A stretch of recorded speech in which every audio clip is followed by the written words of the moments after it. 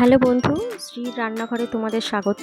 আজকে একটু চিকেনের লাল লাল ঝোল বানাবো, তার জন্য দেখে নিই কী করতে হবে।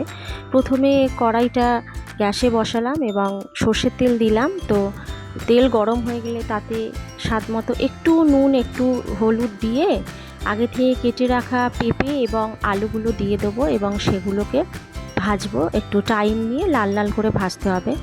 আর চিকেনটা আমি আগে থেকেই ম্যারিনেট করে রেখেছি নুন, হলুদ, লঙ্কা গুঁড়ো, সর্ষের তেল এবং একটু ভিনিগার দিয়ে। এবারে আলুগুলো যখন ভাজা হয়ে যাবে ভালো করে, তখন আলুগুলোকে তুলে নেব।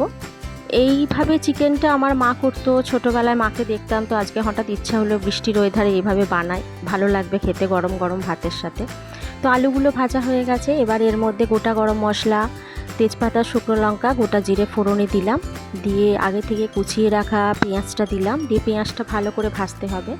একটু টাইম নিয়ে একটু বাদামি বাদামি কালার আসবে, তখন পেঁয়াজটা অতক্ষণ পর্যন্ত ভাজতে হবে। এবং তার জন্য যাতে পেঁয়াজটা একটু ভালোভাবে সিদ্ধও হয়, নরম হয়ে যায় তাড়াতাড়ি, তার জন্য একটু নুনও দিয়েছি অল্প।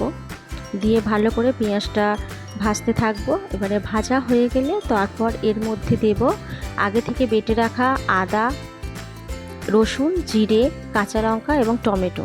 এটার একটা পেস্ট বানিয়েছিলাম, তো এই পেস্টটা দিয়ে দেবো। দিয়ে ভালো করে এটাকে কষাতে হবে যতক্ষণ না বাটা মশলার কাঁচা গন্ধটা চলে যায় এবং একটু তেল ছেড়ে আসবে।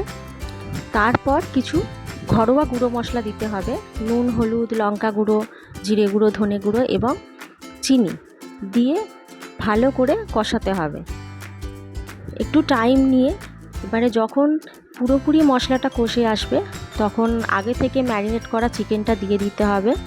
দিয়ে চিকেনটা মশলার সাথে ভালো করে টাইম নিয়ে কষাতে হবে এবং মিডিয়াম টু হাই ফ্লেমে কষাতে হবে, যাতে তলায় ধরে না যায়।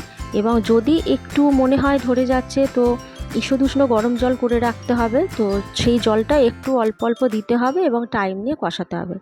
তো যখন ভালো করে মাংসটা কষানো হয়ে যাবে, তারপর আগে থেকে ভেজে রাখা পেঁপে এবং আলুটা দিয়ে দেবো। দিয়ে তিনটে একসাথে ভালো করে কষাবো, একটু টাইম নিয়ে আবার কষাতে হবে পেঁপে, আলু এবং চিকেন।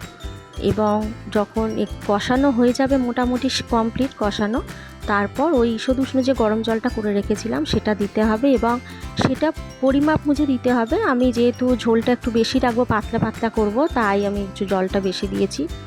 দিয়ে ভালো করে পেঁপে, আলু, চিকেনটাকে সিদ্ধ হতে দিতে হবে টাইম নিয়ে, যতক্ষণ ভালো করে, যতক্ষণ না সিদ্ধ হচ্ছে।